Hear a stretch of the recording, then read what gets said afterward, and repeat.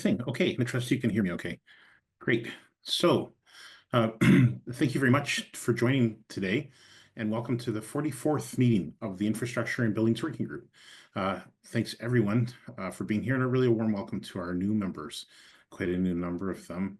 And I'm pleased to share that our membership has in fact actually grown to 200 members, with new attendees including participants representing the provincial, federal governments, industry associations, consulting firms, to name only a few. And in case for some of these new members, you're wondering what you've dialed into, wherever you've tuned in from across the country, this working group is convened under the auspices of the National Adaptation Platform, led by Natural Resources Canada. We meet a minimum of 4 times a year to exchange leading practices on all things related to buildings, infrastructure, and climate adaptation and resilience. It's an open forum. Please feel free to invite colleagues to participate in this working group, and please signal to Anna Murphy, our coordinator, or Dan Sandink and I, your co-chairs, if you'd like to be added to the membership list. The meeting is being recorded, as always, so if members would like to revisit previous sessions, the meetings are posted on a private YouTube link provided in the meeting notes that will come out after the meeting. As to interventions, please do switch on your camera when making a comment or asking a question, and identify yourself, your organization then. But otherwise, we encourage people to ensure your microphone is muted, kind of like having your cell phone off in a theater these days. At any time during the meeting, please feel free to submit questions via the chat box. This has been a great way to people to connect and provide information on the fly during the meeting. Please feel free to enter into that chat types of information about new or upcoming meetings, certain reports, resources, initiatives you think that would be of interest to the group, and such as conferences and workshops, and also welcoming future meeting topic suggestions for IBWG. This really is a key means of information sharing, diffusion, and we'll distribute a follow-up email to the full group after the meeting that captures some of those key items. As to our membership, so we maintain, as I said, an open membership directory where you're invited to contribute your name, contact information, and professional interests, and this is publicly posted if the interest amongst the group is sufficient. With that being said, please share or use the member directory responsibly. We'll share the link right now in the chat for those of you that haven't had a chance to fill it out, or are new members today. And thanks to Anna for pasting that in the chat for folks. As to our name, it's 2005, and we would like to mention that we're soon interested in transitioning the name of the Infrastructure and Buildings Working Group to the Infrastructure and Buildings Practitioner Network, to be in line with other working groups within the adaptation platform, as we are transitioning to a new sort of electronic infrastructure of the CanAdapt platform, and I'll speak more about that later in this call. Before we hear from our presenters, there are a few highlights in the adaptation and resilience space that we thought would be of interest to our members at the start of this meeting. So I'm pleased now to turn to Anna Murphy, our coordinator, to speak to that. Thanks, Chad. So just a few key items today. First and foremost, the Canadian Board for Harmonized Construction Codes, the CBHCC, they're seeking volunteers to serve on the Code Development Committee for the 2030 code cycle. So these 2030 codes will include topics such as accessibility, climate change mitigation and adaptation, alterations to existing buildings, housing supply, and harmonization of code requirements, just to name a few. So for anyone who's interested in volunteering on this code development committee, you can apply through CBHCC's website until May 6th, and I'll paste that link into the chat. And another news item to raise to your attention, particularly in light of one of our speakers today, is the climate resilient outcomes from Quebec's 2025-2026 provincial budget. So this recent budget spoke to the costs of extreme weather events, which I know many of us are very familiar with, but they found that one reason why the Quebec government increased spending in the last fiscal year by 21.3%, with that growth in expenditures, was mainly due to the effect on the contingency fund and the cost responding to flooding impacts from last summer, so summer 2024. And so this has really informed Quebec's investment into climate resilience. So over $95 million has been invested to strengthen the province's ability to adapt to climate change. And about half of that, so about 48 million, will be dedicated to ensuring resilience to disasters. And this is through extending the work of flood protection project offices, consolidating capacity for disaster response and recovery. So really trying to optimize those operational monitoring and strengthening the presence as well as like on the ground and ensuring support for municipalities. And in that same vein is enhancing and renewing the grant to the Canadian Red Cross so they can continue to do the fantastic work that they do to provide emergency assistance for disaster victims. So I will paste that into the chat as well. Now I'm going to hand it over to Dan for a quick poll as we've expanded our membership list. Yeah, thanks, Anna. So I'm going to launch a poll here, and I'm hoping you'll be able to see it. And what we're looking for here is your feedback on what topics you'd like us to cover in the IBWG in the coming months. So if you could select 3 of those topic areas or suggest other topics, you can use the chat function if there's something that you'd like to cover that is not included in this list.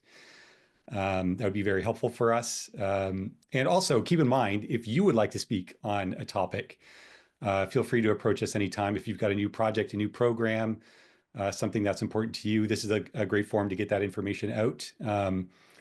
So if there's a topic here that you work in and you have a project, feel free to either include in the chat or reach out to us and we can include you in a future agenda. So we'll give everybody a couple minutes or a minute here to respond to the poll, and people are still coming in. If you're coming in just now, hopefully the poll has come up on your screen. We're looking for your feedback on a few topic areas that you would like to see covered in future IBWG meetings. All right, examples of application climate resilience standards and guides, that's coming up as our a top area. And we've heard that actually from a lot of people. There's been a lot of work on producing national standards and guides on climate change adaptation, updated bridge code, and so on.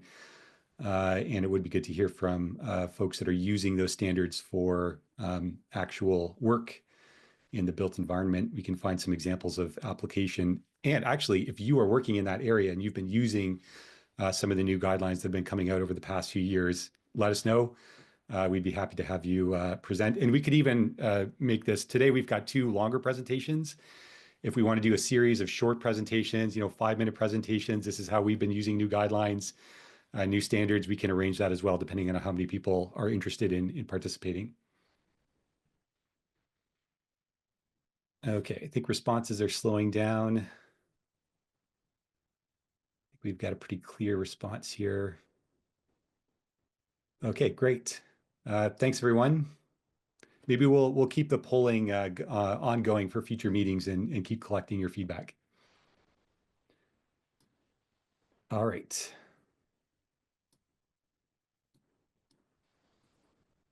Okay, now we'll transition into the presentation section. So we've got 2 excellent presentations today. We're very pleased to have our presenters from Public Safety Canada and Province of Quebec to talk about some very innovative, important programs that have been released recently, and we think will be of a great interest to this audience.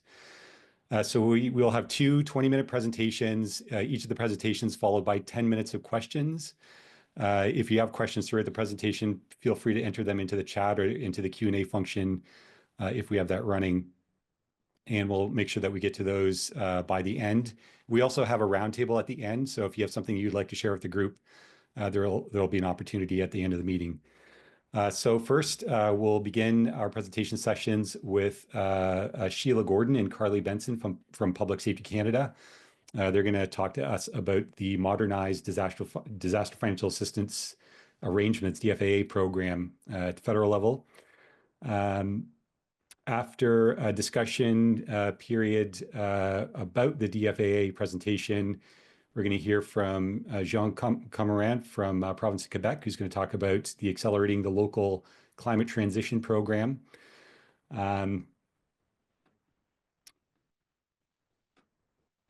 Okay, great. So we're going to start first. I'm going to hand it over to Sheila and Carly shortly. So Sheila Gordon is manager of the Resilience and Economic Integration Division at Public Safety Canada.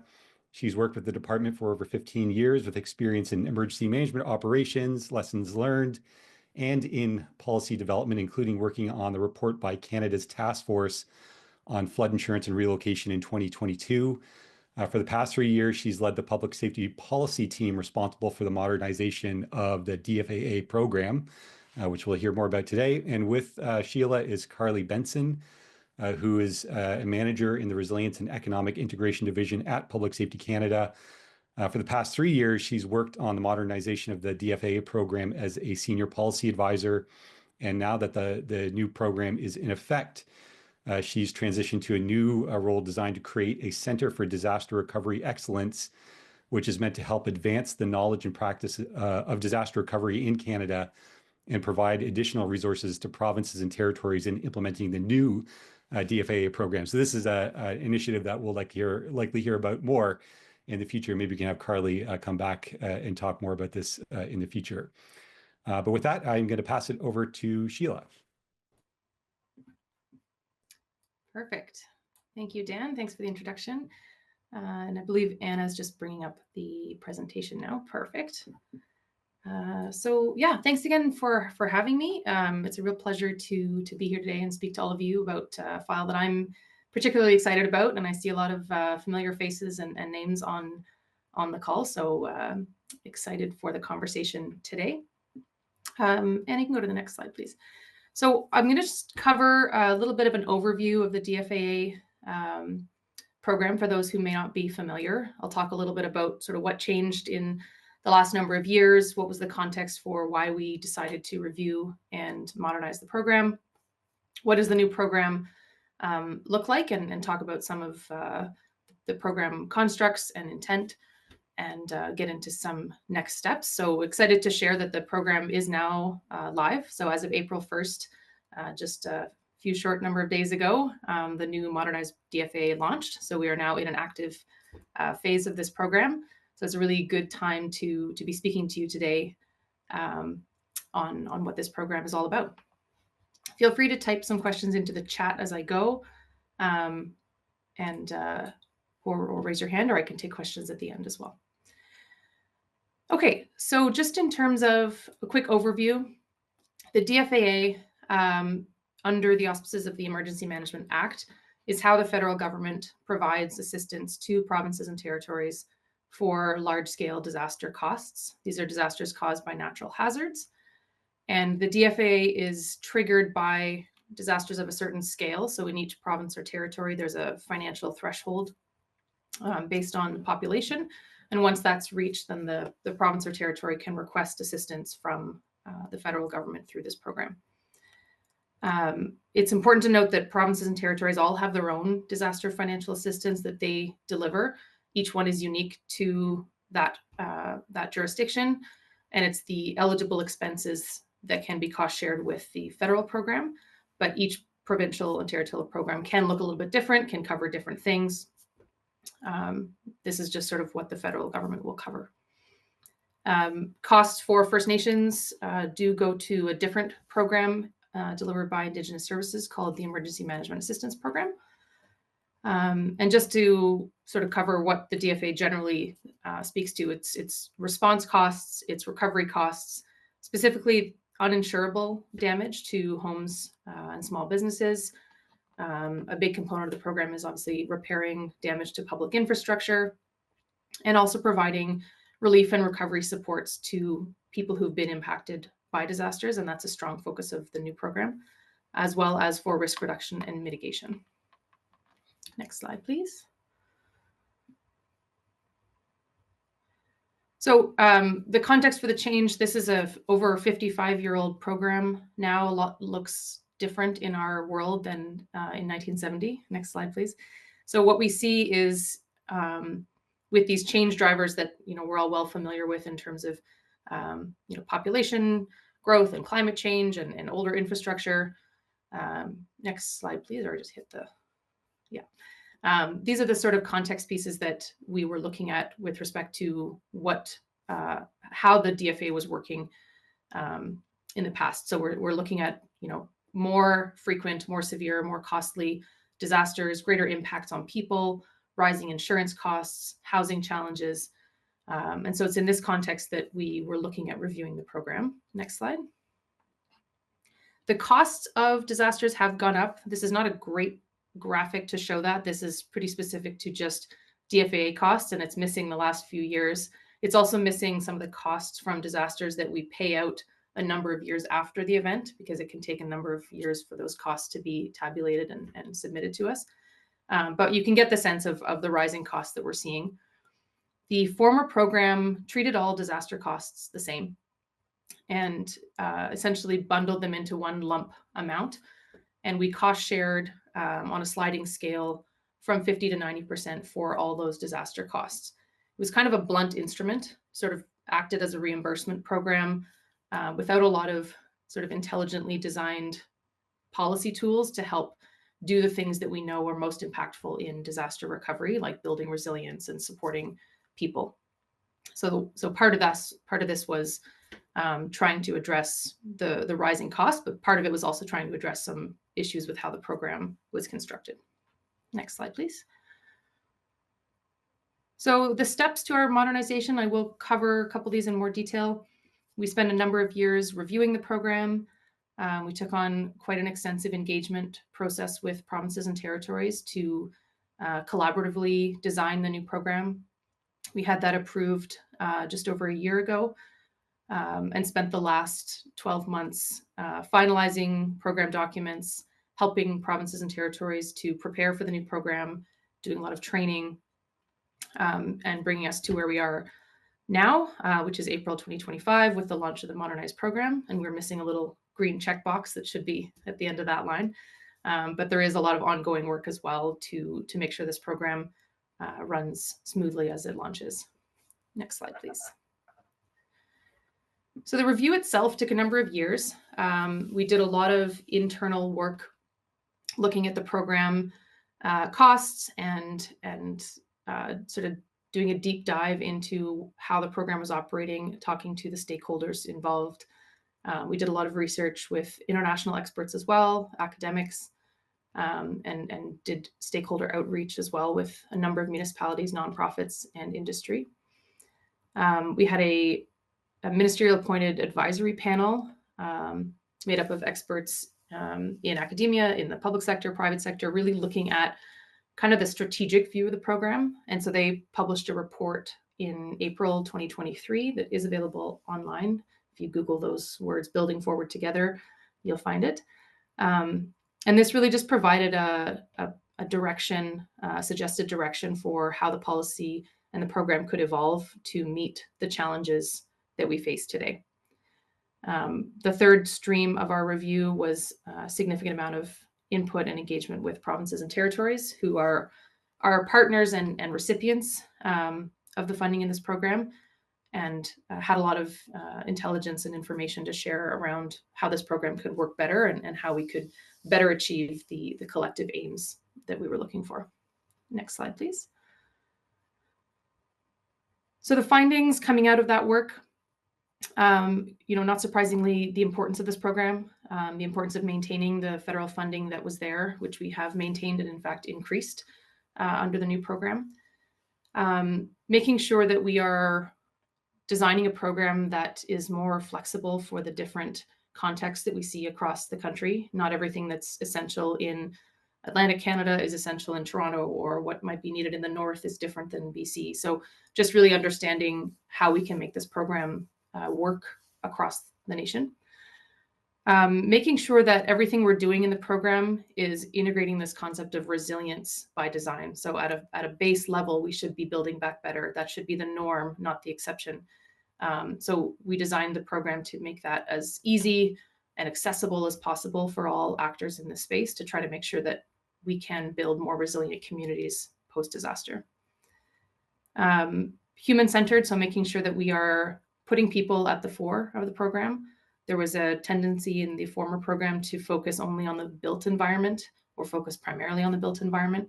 And we wanted to make sure this program was a lot more intentional in looking at the people impacted at disaster survivors, at the homes and communities that are at the center of what we're trying to achieve with the DFAA. And lastly, that we are using and incorporating data into our decision making, that we're taking an evidence basis for not only our policy design, but how we're actually doing recovery, and that we're tracking it, and we can get better data on what that recovery, what it looks like in Canada, and where we can still be improving. Next slide.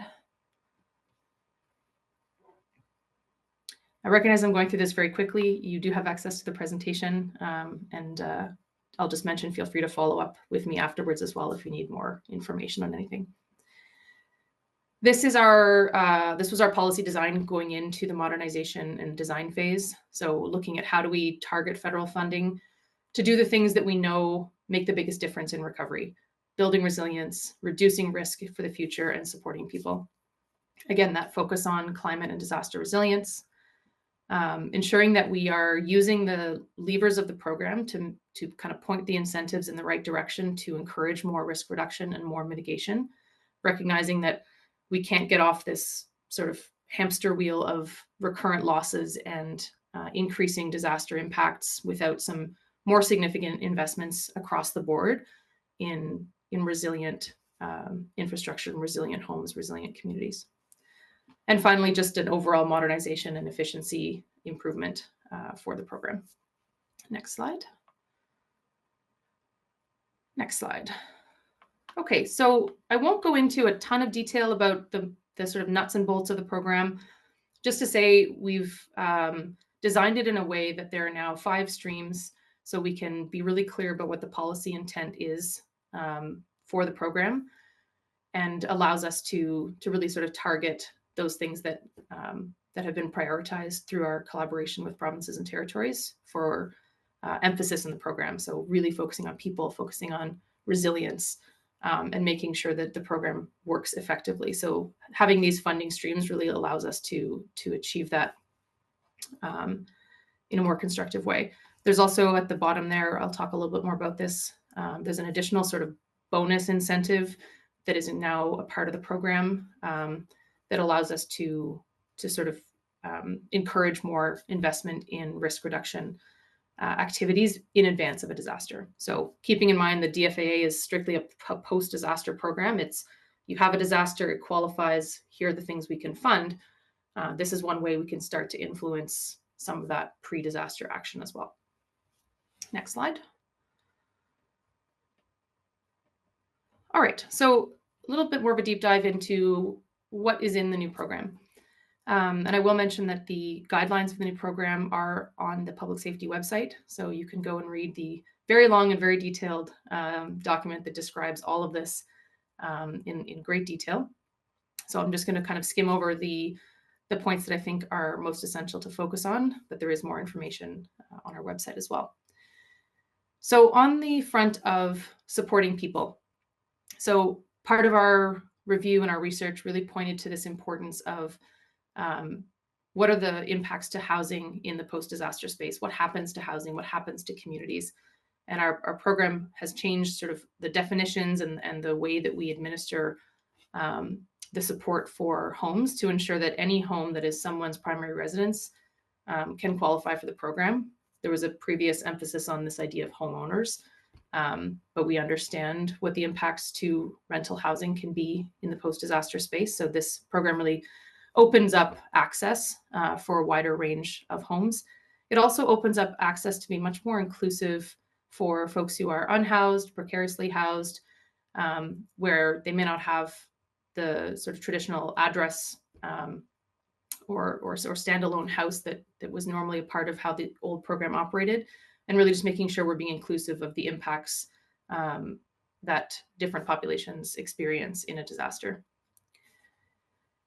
The small businesses and nonprofits, so this is another thing that was really important for us to update in the new program. So there was a previous kind of cap on the size of small business that could qualify at 2 million. We've now raised that to 15 million, recognizing that, I mean, inflation and times have changed, and 2 million as an annual revenue is not sort of what it used to be. So we have a whole lot more opportunity for more small businesses and nonprofits to qualify for assistance under the federal program. Again, remembering that provinces can choose to apply this in their own jurisdictions how they choose. But this is sort of what we are open to from the federal standpoint. There are caps in place on sort of the maximum amount of assistance for each small business and nonprofit, recognizing that this is a taxpayer-funded program. So there have to be some sort of reasonable limits, but even those can be waived in some cases for organizations like affordable housing operators or other essential service providers, just again to ensure that we're trying to do as much as we can to remove any barriers to putting back housing and getting people back into their homes as quickly as possible.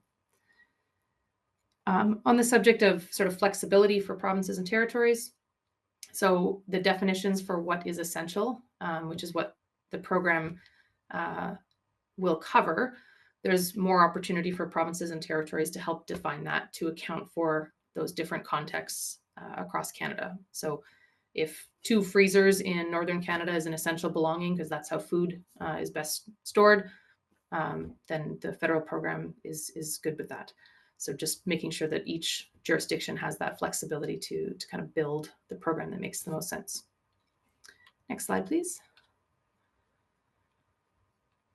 Okay, so on infrastructure resilience. So as I mentioned, one of our sort of focus points for the new program going forward was to make Building Back Better a standard approach.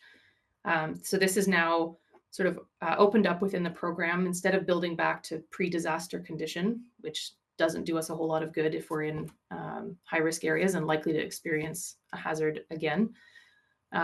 There's now more eligibility to increase the resilience of homes and infrastructure beyond just what is currently required by codes and standards. So provinces and territories can access up to 15% top up on sort of building back the functional thing that was there before to codes and standards. There's an extra 15% to build back better.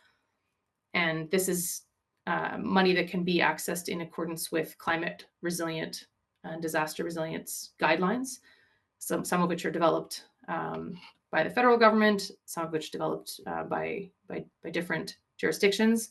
But really, it's just meant to sort of make sure we're not missing any opportunities to build back with greater resilience. When we have all the guidance we need, we have all the best practices, they may not be in part of our codes and standards yet. So this really just enables us to leapfrog ahead and make sure that we're building back, cognizant of the risk that is faced.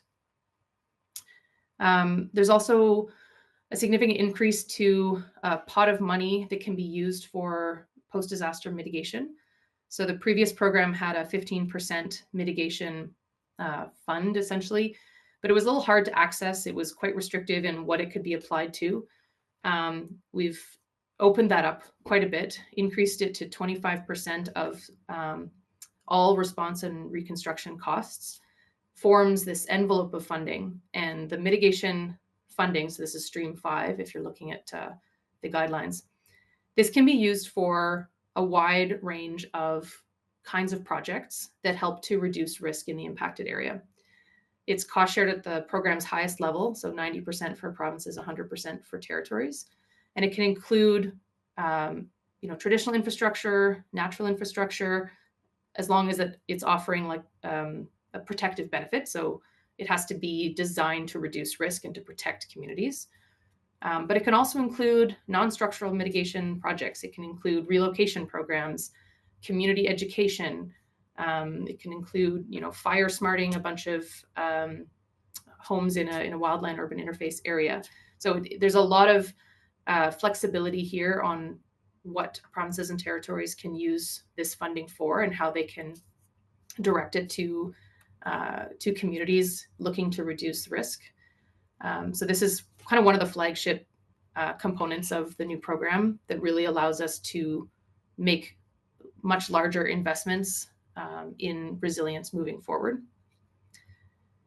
I mentioned earlier this disaster risk reduction incentive. So this is really a small amount of funding. It's kind of a bonus funding on top of the cost sharing that the federal government is already doing. but it's done in return for specific actions carried out pre-disaster. So when a province or territory makes investments in understanding risk, in doing recovery planning, in doing disaster mitigation planning, they can earn this sort of bonus funding that helps incentivize each jurisdiction to do more of that in advance. Next slide, please. Okay, so in terms of making sure our incentives are pointed in the right direction, we're also catching the DFA up with kind of modern and current understandings of levels of risk. So following on from the really great work that a lot of provinces and territories are already doing to kind of redefine their floodplains and to sort of raise our risk tolerance for what we consider to be high risk areas, the DFA now sets high risk for flooding at the 1 in 200 flood level. What this means in the program, it's about restricting eligibility for things that are unmitigated in that space. And so anything that's existing will remain eligible. What we're intending to do here is to kind of create the incentives under the program so that new things that are being built going forward are appropriately mitigated. And anything that sort of predates the program, that experiences damage or undergoes a sort of a rebuild or new construction is captured in this idea of needing to be appropriately mitigated. And I will talk about what that means in a minute, in order to remain eligible for the program. So this is the way that the program helps to make sure that we're protecting people going forward, that we are not continuing to rebuild in harm's way. And there's a lot of, as I mentioned earlier, there's a lot of ways that the program helps to fund that and ensures that there's opportunity to remove the risk or to reduce it, but really try to setting this expectation that we collectively need to stop building in these high risk areas. The data is there. We know where the risk areas are, so we need to do more to protect people and keep folks out of harm's way. Next slide. Thanks, Anna. So when we talk about appropriate mitigation, what we're talking about is not necessarily that it is completely 100% protected from all hazards. That would not be a reasonable standard for anyone.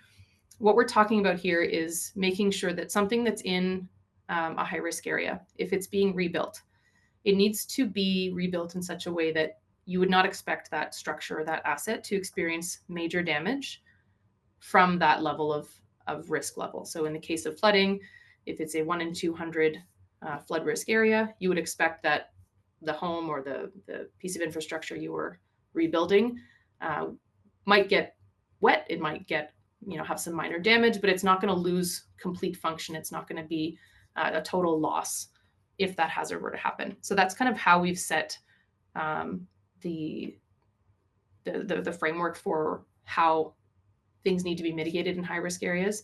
It is about structures, buildings, infrastructure, and public spaces. It's really there to establish that minimum level. There are going to be things that, of course, should be mitigated to a much higher level. We're talking about hospitals or other critical infrastructure. It's going to be mitigated higher anyway, but this just really sets a baseline kind of across the board. And it doesn't need to be at the property level. So when we think about resilience and we think about mitigation, it can be stuff you are doing at the site level. It may also be something that you are doing at the community level that protects a larger area. So if the combination of all things you're doing achieves that required level of mitigation, it remains eligible for the program. And as I mentioned earlier, this applies to new construction projects going forward, as well as anything that kind of gets damaged through a disaster or is going through a significant reconstruction project. This is meant to catch all of those phases of development such that we are not continuing to rebuild in those areas. Next slide, please.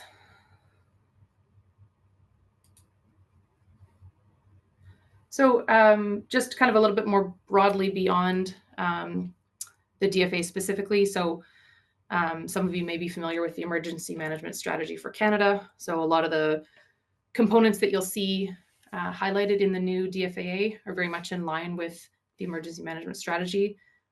So making those investments in risk reduction and having those more targeted supports for recovery.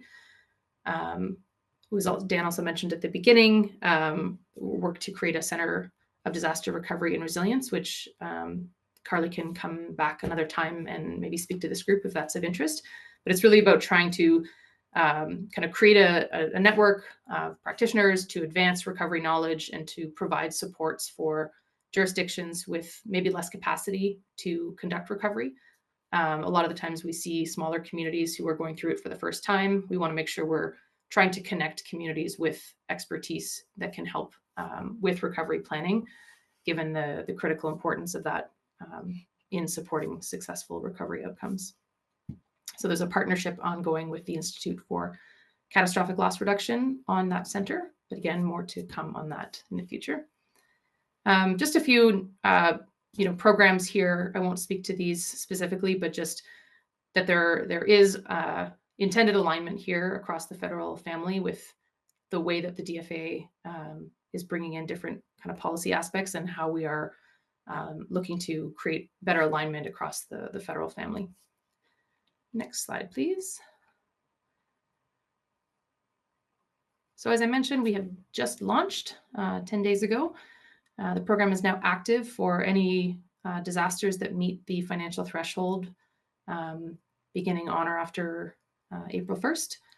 Our team is continuing to support provinces and territories throughout the implementation period, but also beyond, given, as I mentioned, provinces and territories may be updating their own programs and going through renewal cycles to align with the modernized DFAA.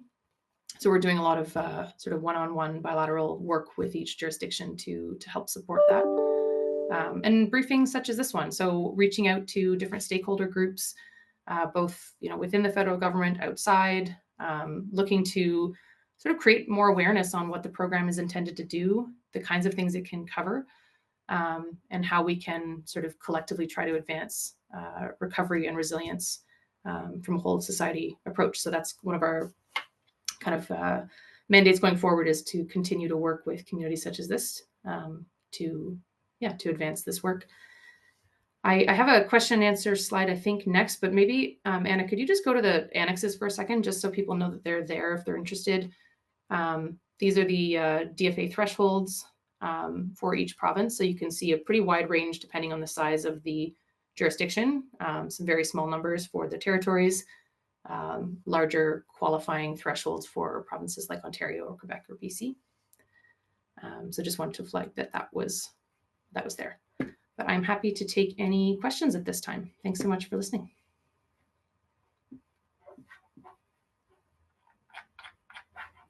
Thanks very much. That's terrific, Sheila. And we have some questions in the chat as well that I'll point out, and we'll keep an eye out for people who put up their hands or otherwise signal they'd like to engage. What a great juncture in time to have yourself and Carly be here for this discussion today, having just launched the modernization of DFAA. So I'll turn to a couple questions in the chat here. One from Dean. It seems that there is funding for both recovery and prevention. Is that correct? If so, with the 1 to 200 criteria prevention, it will be very expensive. Is there an anticipated split with funding between recovery and prevention? And that's another question following this one. Yeah, so the program is limited to funding post-disaster, so it doesn't fund prevention. That's a clear distinction.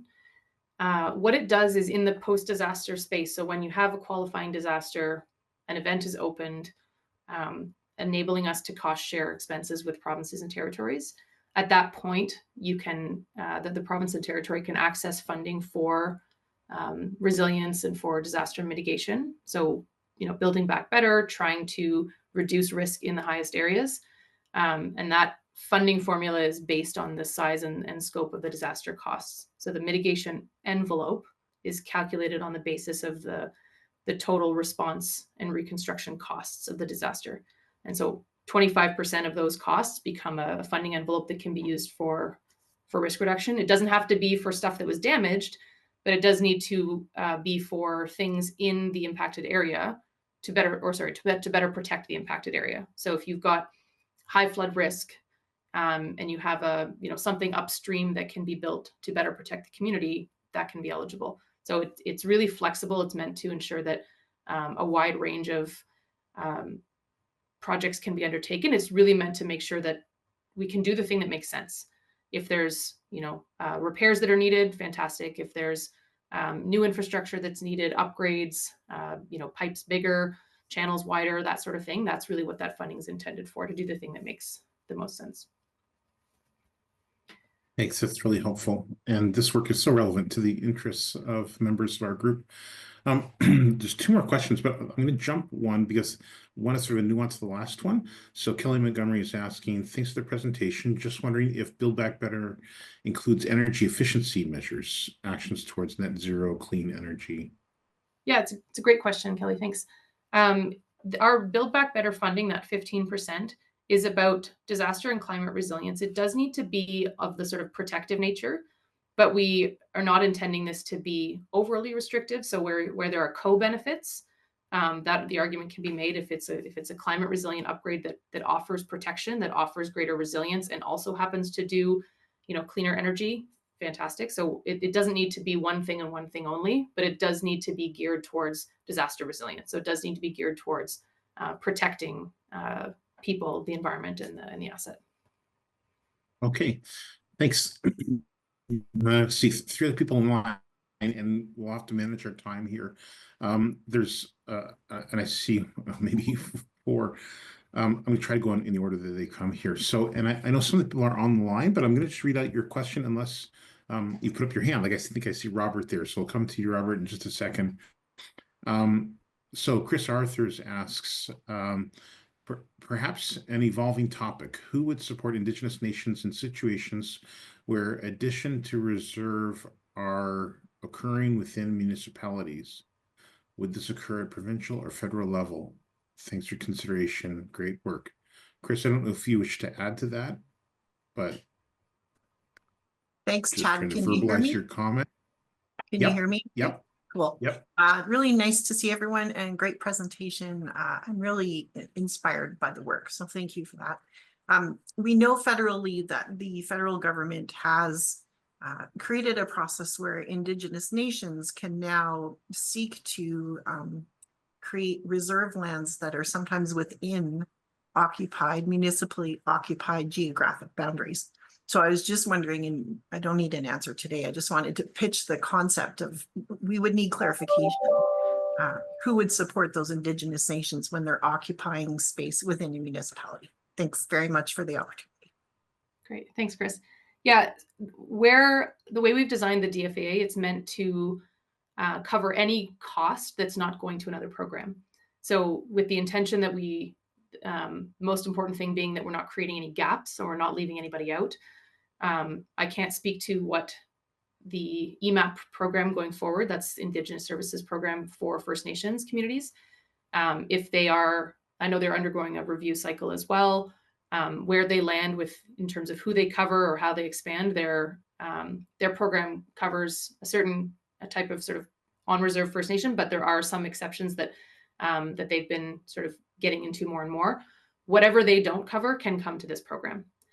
And so that's sort of how we've drawn up our language, is any expense that doesn't go to another program such as EMAP can come to the DFAA. So we're just sort of there to make sure that nobody's left behind and that there are no major gaps for communities. But if they're able to be funded by EMAP, then they can do that as well and have that sort of direct nation to nation support that some would prefer to then going through a province or territory. But we are restricted in only being able to support directly provinces and territories, but those costs can come from anywhere that's not funded elsewhere. Maybe Chad, just in the interest of time, yeah. I can tackle a couple of these really quickly. There was a question on about code. So the Build Back Better confirming that yes, it can be for things that are above code. Right. So code and like whatever codes or standards are in place, that's your baseline cost, and the 15% is enabling you to make improvements above code. And let me see what else we have here. It even could be that we could respond sort of during the chat, just in interest of our next presenter running a little low on time, and perhaps we'll have time to come back at the end, because I know this is a rich topic. It's great to see the level of interest and engagement. So I'm sorry, Robert, I think I was going to turn to you, but I think we'll try to save time and come back. So I do want to honor our next presenter. So thanks very much. And actually, Dan, I think I kick it over to you to go back to Jean, if that's our choreography, our ballet. Okay, I'll mute. Right. Okay. Thanks, Chad, and thanks, Sheila and Carly. It was very interesting. And I think we will follow up with Carly to learn more about the center in the coming months. So next we have Jean Camara, who is program coordinator with the Ministry of Environment, the Fight Against Climate Change, Wildlife and Parks with the province of Quebec. She's been working on the climate transition for over 15 years. And through her civic involvement, she takes concrete action to improve her environment, notably as a founding member of the Saint Sauveur Market and the Quebec Seed and Urban Agriculture Festival. I should note, regrettably, I speak only one of our official languages, as I think many on the line. Jean will be presenting in French, but we have the English version of her slide deck, which I'll follow along with. Ask your questions, please, in any language you're comfortable with. And Catherine from Housing Infrastructure Communities Canada will help with translation as we get to the question and the question period. So next, well, I'll pass it over to Jean. Thank you very much. Merci, thank you. Thanks for having me. Yeah, I'll be sharing my screen. It will be maybe an opportunity for some of you to practice your French. Okay, so do you see my screen? Everything's okay? Okay, I lost you. Yes, we can see it. Nous pouvons le voir. Okay, great. Alors, bonjour tout le monde, je suis Jeanne du ministère de l'Environnement, de la lutte contre les changements climatiques et de la faune et des parcs. Et je travaille comme coordonnatrice de programme dans le Grand Bureau de la transition climatique et énergétique. Et je vais vous parler du programme Accélérer la transition climatique locale, de son petit nom ATCL.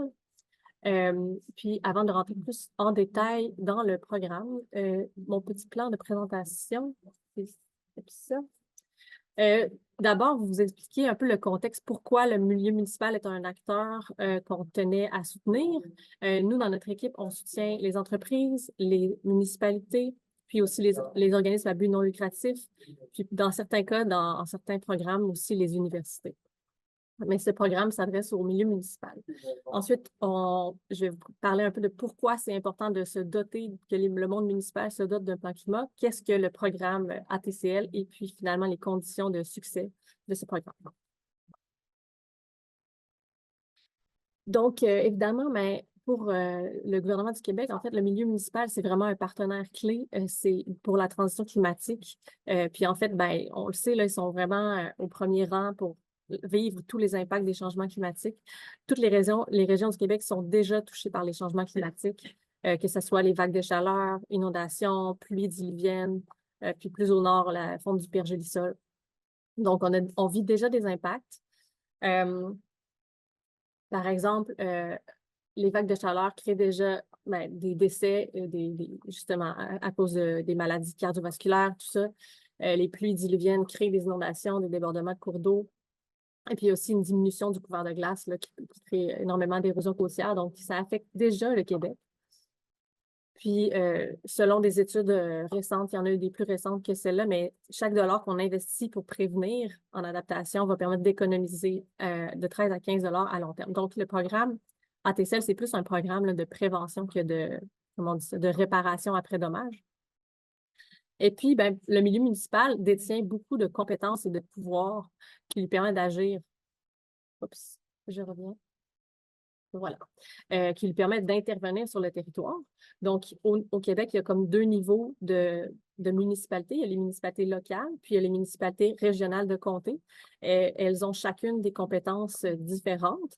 Mais dans les deux cas, c'est des compétences qui permettent d'intervenir directement sur le territoire. Donc, ça peut être la gestion des parcs, la gestion des cours d'eau, la gestion des matières résiduelles.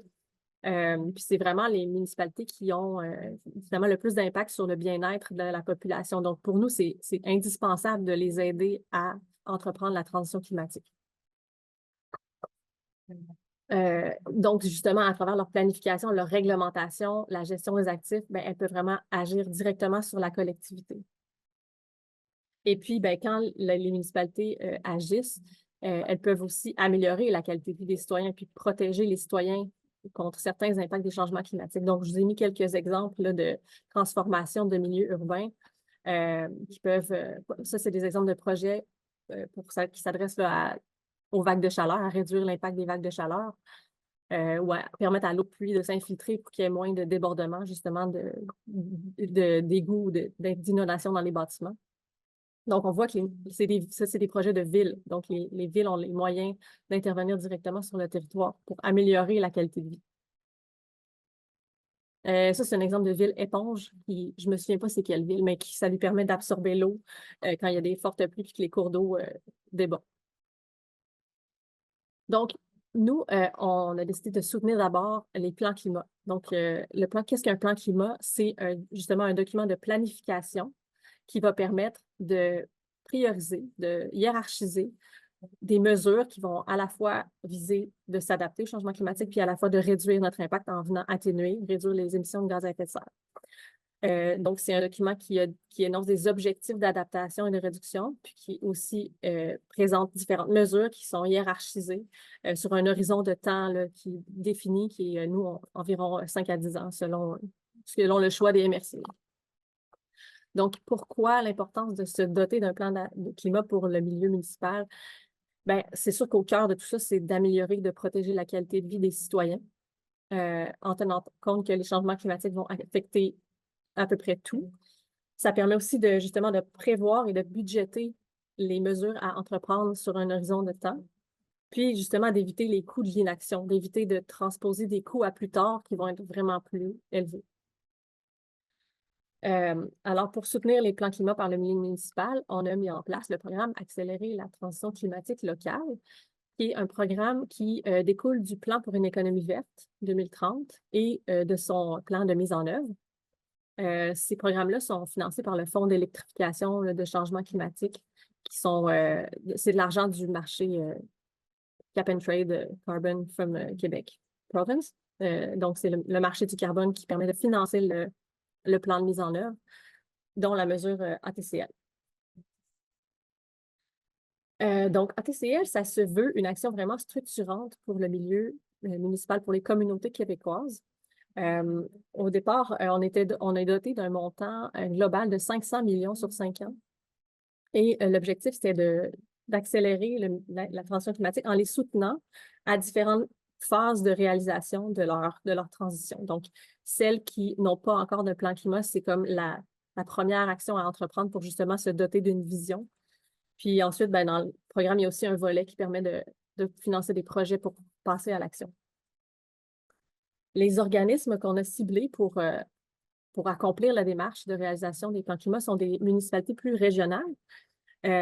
Donc, MRC, Municipalité régionale de comté, il y a aussi des villes qui ont des compétences de MRC, puis aussi on a 2 administrations régionales au niveau le plus qui englobent des communautés autochtones ou des communautés autochtones et québécoises à l'octone.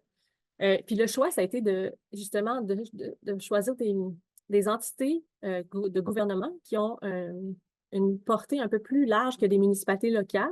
Les MRC ont des compétences de MRC et les plans climat vont aussi couvrir les municipalités qui sont dans ces MRC-là.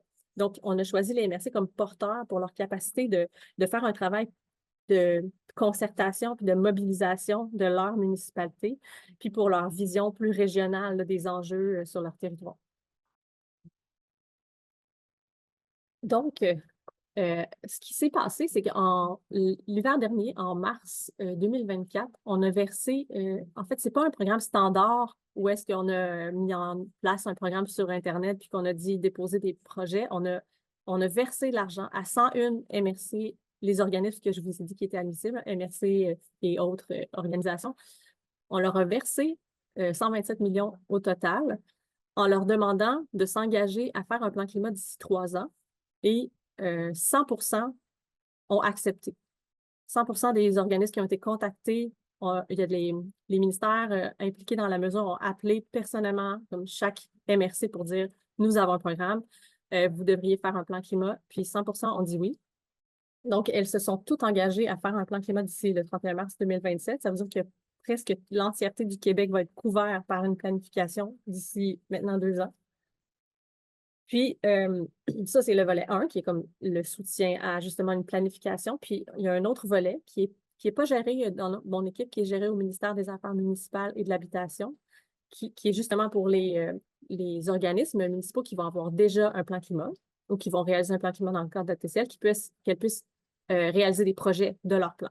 Donc, des projets d'adaptation ou des projets de réduction des émissions de gaz à effet de serre. Avec quand même, là, ça, c'était le plan de mise en œuvre 4 du plan pour une économie verte. Il va y avoir un nouveau plan de mise en œuvre dans peut-être 2 mois. Donc, les montants vont peut-être avoir changé un petit peu, mais on avait environ 400 millions sur 5 ans pour le volet de passage à l'action, de mise en place de projets.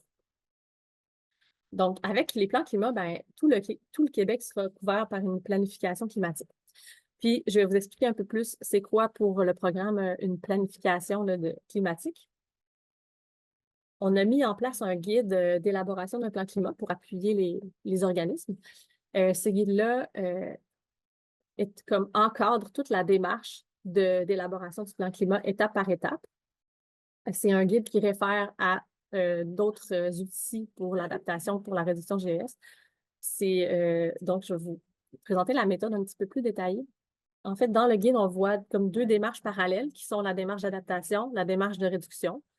Les organismes peuvent le faire en chronologie ou simultanément selon leurs équipes, selon est-ce qu'ils vont faire le travail à l'interne par leurs experts ou ils vont aller à l'externe avec des consultants, mais ça peut être fait simultané ou pas.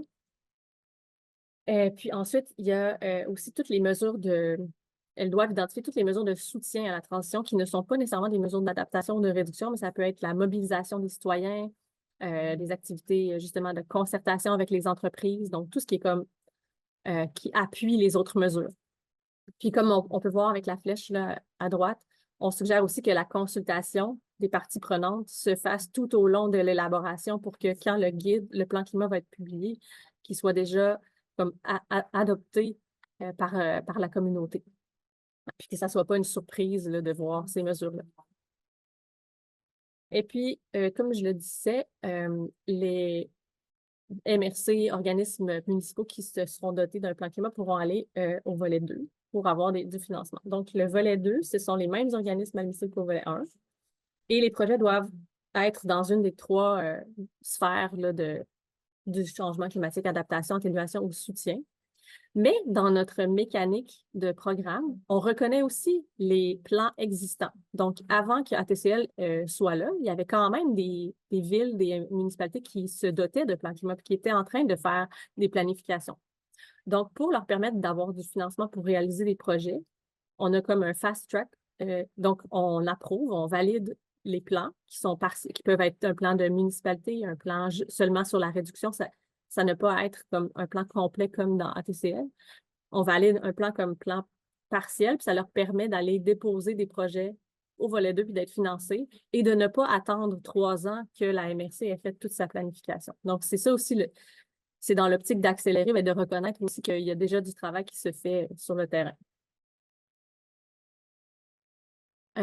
Pour nous, les conditions de succès, c'est premièrement que l'organisme municipal soit le moteur de la démarche parce qu'ils occupent une position stratégique. Donc, en tant que coordonnateur de cette planification-là, pour qu'ils se l'approprient aussi, pour que les élus municipaux puissent comme comprendre les enjeux puis les porter. Donc, c'est sûr que les municipalités peuvent engager des firmes pour aller faire certaines étapes du plan climat comme les analyses de risque ou des inventaires GES. Mais on veut quand même que ce soit eux les porteurs de la démarche au centre.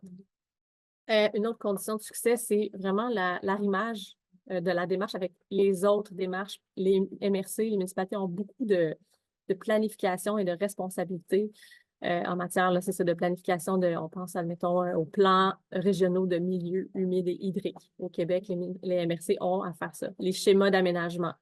Mais il y a une cohérence à aller chercher le plan climat devrait avoir des répercussions sur différentes autres planifications des MRC. Puis en même temps, on devrait aussi voir que des objectifs déjà en place dans la MRC se reflètent aussi dans le plan climat. Donc, ce n'est pas quelque chose de totalement isolé, ça s'imbrique dans les autres planifications. L'engagement aussi des acteurs du territoire est vraiment important. Sur certains territoires, ça peut être, il y a beaucoup d'industries ou beaucoup d'entreprises, ben, ça va peut-être être ces acteurs-là d'aller plus mobiliser. Dans d'autres cas, c'est peut-être les citoyens qui sont très engagés, mais c'est important justement que ce que le plan reflète les préoccupations du milieu, puis ce que les gens se trouvent important, puis dans quel genre de milieu ils ont envie de vivre. Puis évidemment, ben, le plan climat dépend aussi des ressources humaines, financières et matérielles. Nous, on a quand même donné une bonne somme financière à chaque MRC. Le montant reçu par chaque organisme admissible était de minimum 1 million plus 4 $ par habitant. Donc, c'est quand même un bon montant pour faire une démarche de planification. Et les sommes résiduelles, quand la MRC aura terminé, mais pas nécessairement tout dépensé, elle peut utiliser les sommes résiduelles pour faire des projets.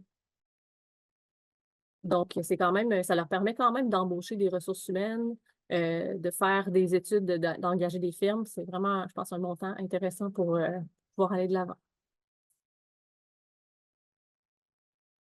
Oui, je l'ai un peu nommé, là, mais l'embauche de ressources ou de consultants peut être vraiment bénéfique parce qu'il existe quand même des consultants qui sont plus experts dans les démarches d'analyse de risque ou dans l'inventaire GES. Il y a aussi vraiment, ce qui est important, c'est le partage de bonnes pratiques et ça se fait. Il y a plusieurs MRC qui travaillent ensemble, qui partagent l'évolution de leur démarche, qui partagent leurs outils pour pouvoir, comme justement, être plus forts ensemble puis profiter des bons coups les uns des autres. Aussi, au Québec, il y a eu toute une démarche d'adaptation par le ministère de la Santé avec les directions de santé publique. Donc, il y a aussi un partage entre les directions de santé publique qui ont des données sur les vulnérabilités locales, plus en termes de les aléas, les impacts sur la santé humaine. Donc, il y a un lien qui se fait entre nos MRC et les directions de santé publique pour ne pas dédoubler le travail et aller comme puiser les données qui sont déjà existantes.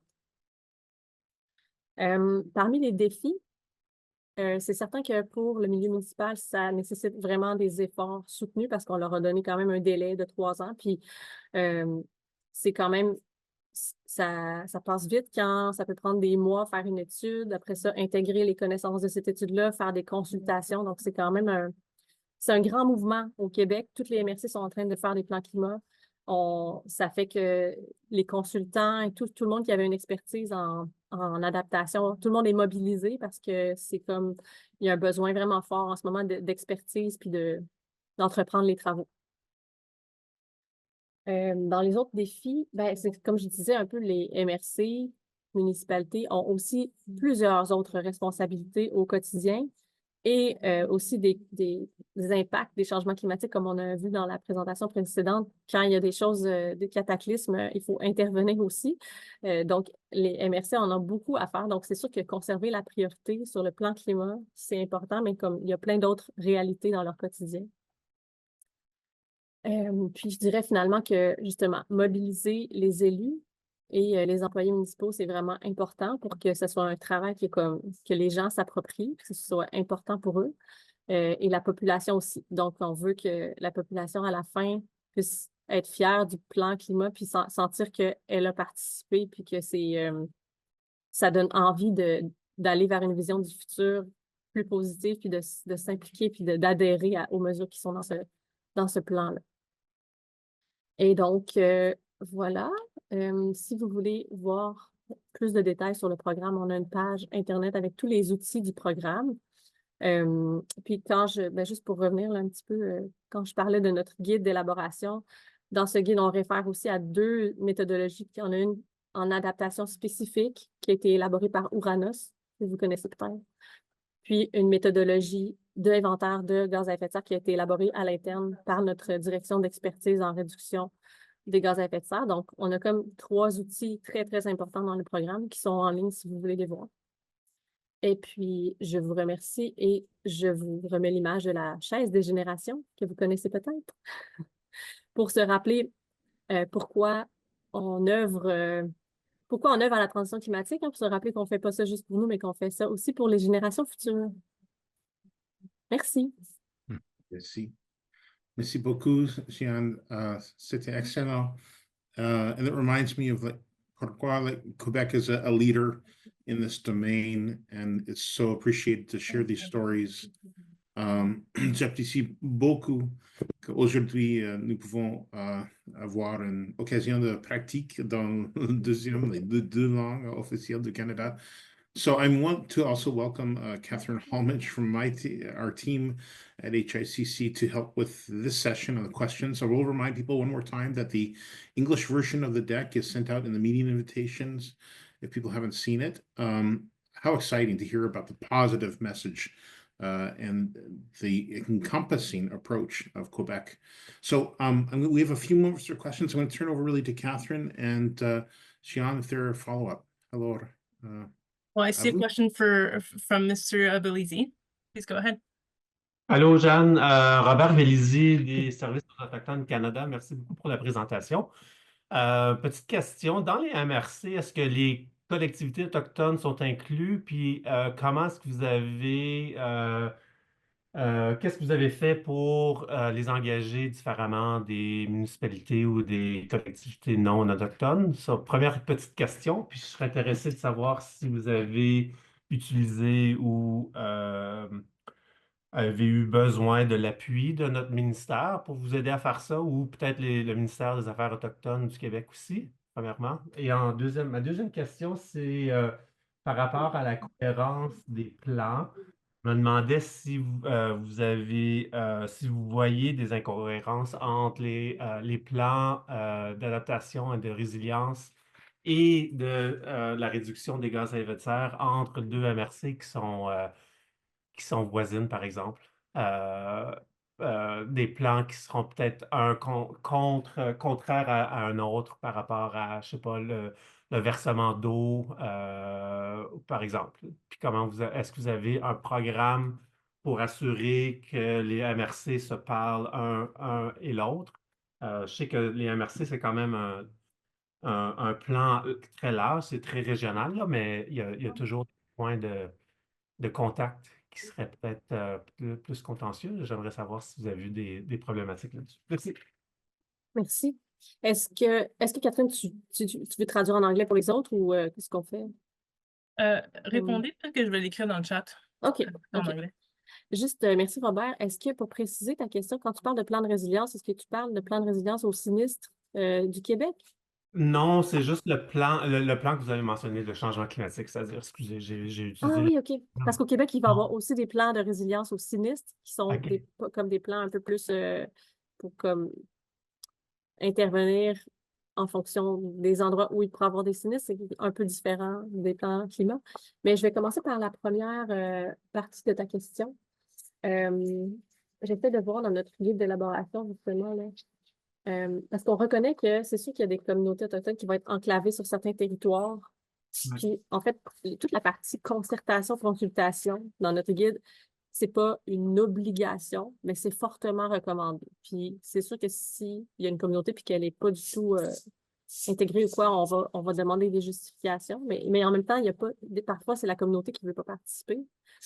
Donc, c'est sûr que nous, on se dit, ben, admettons qu'il y a une rivière puis que ce serait un peu bête qu'il y ait comme des infrastructures, mais juste pas sur le petit bout de la communauté. Mais en même temps, on peut pas obliger la municipalité à intervenir sur ce territoire-là, qui est souvent aussi un territoire fédéral. Fait que c'est un peu, ça peut être un peu flou, là, comment une municipalité peut intervenir sur le terrain d'une communauté autochtone. On les encourage, c'est ça, à se parler. Certaines communautés peuvent avoir leur propre plan climat. Donc, il peut y avoir des arrimages entre ce plan-là puis le plan de la MRC pour que ce soit cohérent. Puis après, ben, le choix, au niveau du Québec, il y a des ententes aussi plus larges avec des entités comme le gouvernement de la Nation CRI, qui, ça, c'est pas des ententes qui sont de mon côté, là. Il y a d'autres équipes qui, en matière d'adaptation, gèrent des plus grandes ententes. Puis dans ces ententes-là, il y a la possibilité de faire un plan climat, mais aussi d'autres choses comme engager une ressource qui va s'occuper de guider la transition climatique de ces communautés-là. Donc, Ça, il y avait déjà pour, je pense, pour le gouvernement de la Nation Cree, puis le Nunavut, je pense. Puis, ben, nous, en fait, après des discussions, je pense que oui, le ministère des Affaires, pas le ministère, le secrétariat aux Affaires autochtones et les équipes aussi des Affaires autochtones au sein de notre ministère, puis du ministère des Affaires municipales ont été concertés là, pour choisir ça serait qui le bon porteur pour les plans climat, pour les communautés qui restent, qui ne sont pas déjà couvertes par d'autres actions. Puis c'est là qu'on a retenu l'administration régionale Bay James puis Kativik. Ouais. Puis j'imagine que c'était élaboré aussi dans la Convention de la baie James aussi pour ces deux organismes en particulier. Là, j'ai un peu d'historique là-dessus. Là, donc, je comprends tout à fait ces régions-là. C'était plutôt par rapport aux collectivités dans le sud du Québec où probablement, il y en a beaucoup qui ont déjà des plans climatiques. Donc, je voulais juste m'assurer qu'il y avait un alignement entre les deux, puis qu'il y avait un engagement concerté là, pour assurer que leur point de vue est inclus dans les plans climatiques régionaux. C'est ce qu'on encourage fortement. Excellent. Puis la deuxième partie de ta question, c'était quoi déjà? C'était par rapport à des deux MRC qui sont un à côté de l'autre, puis si les plans étaient, s'il y avait des plans qui n'étaient pas cohérents. Pas cohérents, exactement. Ouais. Ouais. Ben, en fait, là, c'est sûr qu'on n'a pas encore de plan climat complet à TCL. On a approuvé 33 plans existants qui étaient, comme je vous ai expliqué, là, des plans déjà élaborés auparavant. Puis ça ne nous a pas permis de relever des grandes incohérences, mais c'est sûr que dans la démarche, admettons, d'adaptation, ben, la MRC doit se baser sur des projections d'aléas en climat futur qui sont disponibles sur Portrait climatique, entre autres, sur Internet. Puis, en fonction, elle doit comme prendre les aléas et les systèmes de ces activités. Donc, ça peut être les bâtiments, les routes. Puis après ça, en croisant les deux, déterminer ce serait quoi les endroits où est-ce que vraiment il y a des impacts, puis ce serait quoi nos priorités. Donc, ça se peut que après la démarche, deux MRC qui sont adjacentes n'aient pas exactement les mêmes priorités parce que peut-être que le système n'est pas aussi vulnérable, même si c'est bâtiment, mais peut-être qu'il y en a un bâtiment plus vulnérable. Mais normalement, ça assure quand même que les projets sont basés sur la probabilité d'un impact, puis une priorité en fonction de l'intensité de l'impact. Donc, ça serait, en tout cas, je ne sais pas dans quelle situation on pourrait voir qu'il y a vraiment quelque chose d'incohérent. Je pense plus particulièrement au système de transport en public, par exemple.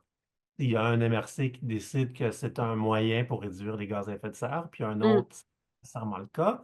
Mais la ligne, c'est une ligne linéaire qui doit traverser une des MRC. Donc, comment est-ce que vous réglez ces problématiques-là? Puis je comprends que vous n'êtes pas là à ce moment-là, mais ça serait intéressant de comprendre à un plus loin point s'il y a des moyens d'assurer que les plans sont mis en œuvre comme les MRC le choisissent, là, mais ces incohérences-là, ça serait intéressant de voir comment vous réglez ça. C'est tout. Oui, puis est-ce que c'est tout au gouvernement du Québec de régler? Peut-être pas. Si une MRC veut faire beaucoup de transports en commun parce que les valeurs des gens, la culture locale va aussi déterminer les priorités. Il y a des régions qui sont plus on aime beaucoup les voitures, d'autres régions qui sont plus de transport en commun. Mais après, si deux MRC, une à côté de l'autre, n'ont pas les mêmes priorités, mais qu'il y en a une qui veut passer sur l'autre territoire, ils vont devoir négocier ensemble. Ils vont devoir choisir leurs interventions et leurs priorités ensemble. Donc, ce ne sera pas nécessairement à nous d'intervenir, mais après, on peut aussi s'assurer de choisir de financer les meilleurs projets qui ont les meilleurs impacts. Ouais. C'est très intéressant. Je trouve ça super intéressant de voir que le travail se fait au niveau vraiment local. Mais j'envisage qu'il va y avoir des négociations à faire pour la mise en œuvre des projets, c'est certain. Merci beaucoup. Oui, merci. Oui, quand on va avoir les plans climat, ils vont être publics aussi. Les MRC s'engagent à rendre les plans publics. Là, ça va vraiment nous permettre de voir c'est quoi leur niveau d'audace puis de courage. Puis là, ils vont pouvoir se comparer aussi. Puis peut-être ça va créer de l'émulation pour la prochaine vague de plans climat aussi. Peux-tu me permettre une dernière question, Chad? Je ne sais pas si on a le temps. Il nous reste 1 minute. C'est une petite question, Jeanne, c'est par rapport à la mise en priorité des projets. Donc, est-ce que vous avez un guide pour comment vous allez choisir quel projet? C'est-tu le montant de gaz à effet de serre qui va être réduit ou ce seront quoi vos critères pour mettre en priorité l'investissement que le gouvernement exige à mettre dans les municipalités? Ben, pour le moment, il existe en ce moment un guide là, d'appel à projet pour le volet 2 pour des projets. Donc, là, il y a déjà des projets admissibles, des projets non admissibles. Donc, il y a eu certaines priorisations, certains choix aussi de ne pas dédoubler des programmes existants en ATCL. Donc, il y a aussi des projets qui pourront être financés là, dans d'autres programmes. Mais dans ce programme-là, c'est déjà une priorisation avec les projets admissibles. Puis après, ben, c'est sûr que c'est un peu à la MRC de démontrer que les projets soumis ben, sont issus d'une priorisation. Donc, pourquoi c'est le projet le plus important en transport? Ben, on se fie que en fait, la hiérarchie, comment dire, toute la démarche d'inventaire, après ça, d'aller voir c'est quoi les secteurs les plus émetteurs, ce serait quoi les meilleurs projets, c'est la démarche de plan climat. Donc, après oui, dans le dépôt de projet au volet 2, ben, ils doivent nous dire c'est quoi la priorisation de ce projet par rapport aux autres. Puis, ben, c'est ça, le volet 2 en tant que tel, c'est déjà un peu une priorisation de certains axes d'intervention. Mais en fait, il y a des choses très importantes qu'on ne finance pas par le volet 2, comme des gros projets justement de transport collectif. Financièrement, on ne peut pas les financer, c'est le ministère du Transport qui va le faire, mais c'est quand même très important. On ne prétend pas de tout faire non plus avec ce programme-là. Merci beaucoup. Merci beaucoup. Dan, throwing this back to you to moderate the roundtable discussion. Great. Merci encore, Jeanne. Great. Thank you. Thank you very much, John, for your great presentation. We have a few minutes here for a quick roundtable. Anybody who would like to share some of the work they're involved in that might be of interest to this group? We have two people, including Catherine.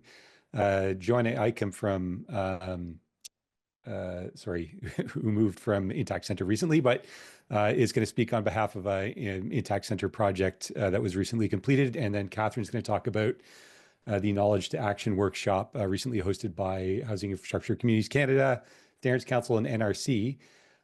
If there is time, please put your hand up and you can share what you're working on. Otherwise, please, as usual, include anything of interest, a workshop, a new report, anything, put it in the chat, and we'll include those in the meeting notes when Anna sends out the meeting notes, and that will go out to our full membership of 200 people.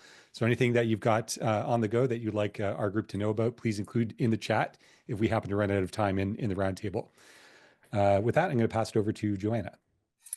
Thanks so much, Dan. Now at the Climate Risk Institute and continuing work on natural assets while I'm here. I think the thing I wanted to share with the group was really just to make sure people know that the guide to getting nature into financial reporting is out, and it's it's in French as well. So inscrire les actifs naturels dans les reports financiers. So basically, it's a guide that lays out how municipalities, mainly local governments, can work towards making disclosures in financial statements that are not just financial, and it lays out a very accessible stepwise approach. So starting from just saying something about the types of assets and then like extent, condition, ecosystem services, and the services we depend on, and then financial disclosures. It collates all you want to know about accounting and sustainability standards. There's an annex that goes through, all of the international and Canadian standards as they stood. It's always a little bit evolving because things change quite rapidly in this space. But we've reviewed all of those things so that you don't have to really. A good resource, even if you just want to get up to with the state of play. And please use it and recommend it to your local government so that we can get people on the natural asset reporting and management pathway. Thank you, Joanna. Next to Catherine. Yes, thank you, Dan. For those of you who attended our last IBWG meeting in December, you might recall that we presented an overview of a workshop that we hosted on December 4th, 2024. The Knowledge to Action workshop. It was hosted by HICC, Housing, Infrastructure and Communities Canada, the Standards Council of Canada, as well as the National Research Council. And so I wanted to provide an update on this. We have, there's a summary report has been developed and under review. It will be translated into French in the coming weeks. And the intent is to schedule a webinar as soon as feasible in the coming months to present the findings from the workshop. And incorporate additional views that would come out of the discussion. And so this webinar, participants will be those who attended the workshop, as well as others, including IBWG. So the report at a glance includes over 200 recommendations. We ask participants to give ideas on new standards, tools, data that are needed to increase climate resilience of infrastructure and housing. And also we wanted to hear recommendations on how to increase the uptake of all this guidance. And so you will see when the report is out that there are short-term and long-term actions that are proposed by themes. We covered several climate hazards and other specific themes, but we also have these actions grouped under different stakeholder groups. So what can asset owners do in this space? What could insurers do, or lenders? So it provides a great sort of breakdown of different stakeholder groups in this space and what role they can play in increasing uptake. And the report includes also the results from the survey that we had circulated to your group, and very much kind of echoes what came out of the group, the survey. So stay tuned for an invitation to this webinar in the coming months. Thank you. Great, thanks, Catherine. I am not seeing hands up, but again, just a reminder, drop really quick into the chat anything that you'd like to share with the group, and that will be circulated to our membership shortly. Or if you have something that you'd like to share after the meeting via email, that's fine as well. But we will keep these open sessions going for future meetings. So keep in mind, or if you'd like to come to us beforehand and say, I'd like to talk about blank, please do that anytime. So we got a few minutes left and a couple more things to cover, and I'm going to pass it over to Chad. Okay, thanks very much. I mentioned the Can Adapt platform. This is about creating a new electronic, I said, infrastructure for us. This is work that's underway with Natural Resources Canada. The idea is that we would have an easier access to share member resources with a place for meeting notes and recordings, and offer opportunities to connect and collaborate on relevant projects. We're interested in some user testing recruitment. So if you're interested in knowing more or being a part of this work and some early user testing on shaping such a platform, please reach out to Anna Murphy by April 25th, who's on this call. And you've probably got her email address maybe in the chat. Lastly, I'll also just say we always welcome you to, we mentioned the IBWG directory to self-enroll. It's a low cost, it's in $0. Feel free to invite other colleagues to join this group. I really did want to emphasize the importance of the work that you're all doing, that we're all involved in this world. I was going to mention a March 25th article by Blair Feltmate, one of our allies in this work in the National Observer, because he had some stats that were quite powerful. When he talked, we were talking earlier about DFAA. I'm just going to throw these out there. He was noting that the cost of flooding and wildfires across Canada is growing exponentially. From 1983 to 2008, the property and casualty insurance sector paid out annual claims in the range of 400 to 700 million. But from 2009 to 24, the claims went to 2.8 billion as averaged. And in 2024, they topped out at 8.5 billion in claims. So the work that we're doing remains really vital and important. And I really want to say thank you sincerely to all of you for tuning in today, to our presenters, to Sheila and Carly, Gian. Thanks to everyone for taking the time to participate in these discussions. Our next meeting will be June 3rd. We have other meetings for October 7th, December 2nd. You'll see those dates in the minutes that come out to you.